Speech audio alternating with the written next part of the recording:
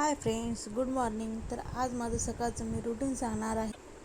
त्यासोबतच माझी रेसिपी आणि काही टिप्स पण सांगणार आहेत. तर व्हिडिओ शेवटपर्यंत नक्की पहा.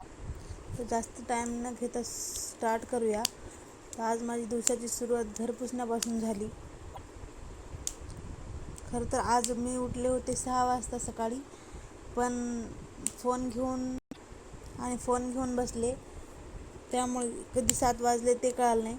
त्यानंतर आज चतुर्थी होती, त्यामुळे सर्वात आधी पहिलं गॅस पुसून घेतला. सर्वात पहिले घर पुसून घेतलं. त्यानंतर लगेच आंघोळ केली. खरं तर ना, आज मला माझ्या घरासमोरचा व्ह्यू तुमच्यासोबत शेअर करायचा होता, पण उठायला लेट असो. आंघोळ झाला, टाईम बघितलं तर त्यांनी येण्याचा टाईम झाला होता. त्यांची ना काल नाईट शिफ्ट होती, त्यामुळे ते सकाळी 8 वाजता येणार होते. त्यामुळे आधी नाश्ता बनवला. तर नाश्त्यामध्ये होते आज डोसा. त्यासाठी बटाटे उकडले, त्याची साल काढून घेतली.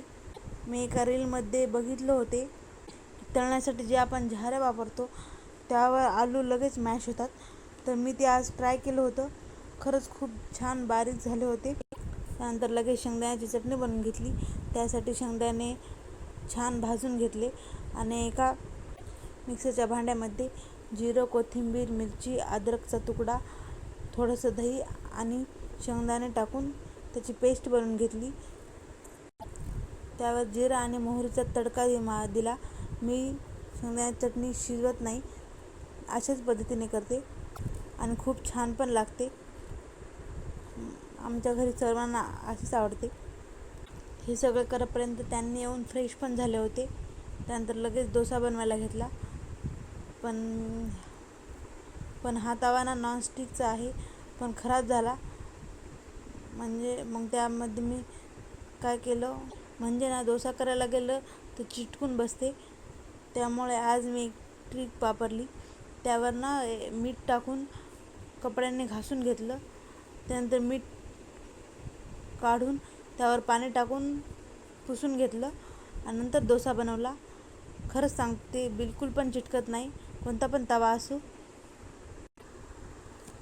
तुम्हाला दिसतच असेल किती मस्त डोसा झाला आहे ते. आणि मी ना मसाला डोसा बनवताना त्यावर कांदा आणि लसणाची चटणी वापरते. खरंच सांगते, त्यामुळे खूपच टेस्ट वाढते आणि खूपच छान लागते डोसा. खूपच छान लागते डोसा खायला. तुम्ही बघू शकता डोसा किती मस्त आणि क्रिस्पी दिसते.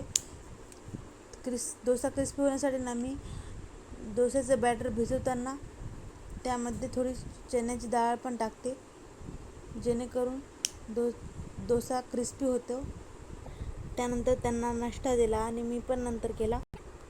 हे सगळं झालं. आता माझा किचन ओटा बघा कसा झाला आहे ते. तुम्ही बघू शकता किती पसारा झाला आहे किचन ओट्यावर. पण ते आवरण्याआधी पूजा करून घेतली देवाची. त्यानंतर खूप सारे भांडे पडले होते, पूर्ण भांडे घासून घेतले. किचन ओटा साफ केला, पूर्ण किचन आवरून घेतलं. कपडे पण होते धुवायचे. तर असा होता माझा आजचा दिवस. तुम्हाला ब्लॉग कसा वाटला नक्की कमेंट करून सांगा. आणि अशीच नवीन नवीन ब्लॉग पाहायला विसरू नका. ब्लॉग आवडला असेल तर लाईक, शेअर, कमेंट आणि सबस्क्राईब करा. तर असा होता माझा आजचा दिवस. आजच्यासाठी एवढंच होतं. उद्याच्या ब्लॉगमध्ये पुन्हा भेटूया. बाय.